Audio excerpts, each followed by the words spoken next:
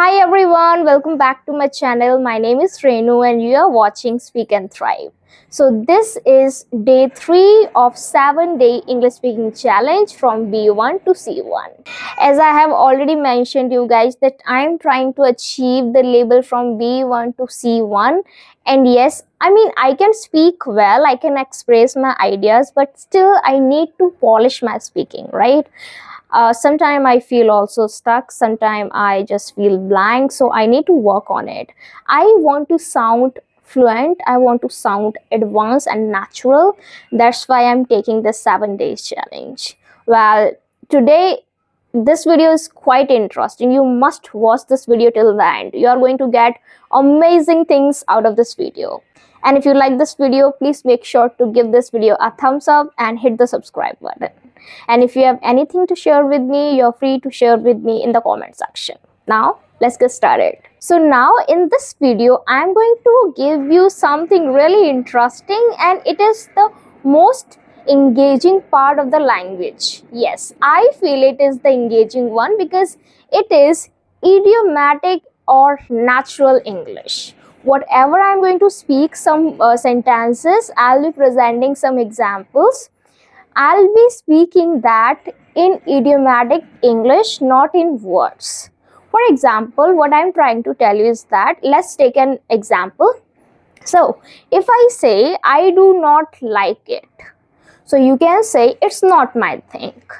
Or you can say, it's not my cup of tea, right? Idiomatic English. So that's what I'm going to tell you in today. And yes, I got to learn some amazing idioms so that I can actually work on my fluency in English. That's what I'm going to share with you in today's video, what I learned recently. So the first example we can take, that is, he accidentally revealed the secret. He accidentally revealed the secret. Now we can say it in idiomatic English or natural English. He let the cat out of the bag. He let the cat out of the bag. So this is idiomatic English. Now let's talk about the next example. She avoided responsibility. She avoided responsibility. Let's say she avoided responsibility. We can say in idiomatic English, say she passed the buck. She passed the buck. She avoided responsibility.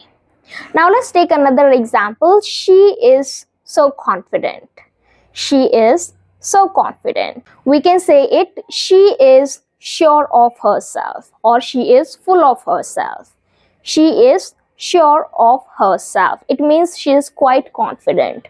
In idiomatic language, she is sure of herself. Got it? He is wasting his time on useless things. He is wasting his time on useless things. So you can say in idiomatic language, he is beating a dead horse. He is beating a dead horse. Next can be, she ignored the problem. She ignored the problem. She turned a blind eye. She turned a blind eye. After that, this situation is really risky, or it is a risky situation. In idiomatic language, we can say it is a double-edged sword. It is a double-edged sword. It means like, do dhari talwar. It is double-edged sword. It is the really risky situation.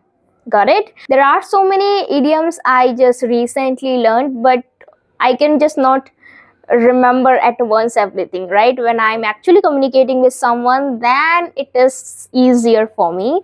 But yes, as much as I can just remind myself, I have already shared with you. I hope you like this video and you got something to learn from this video. And if yes, you got something from this video, please give this video a like.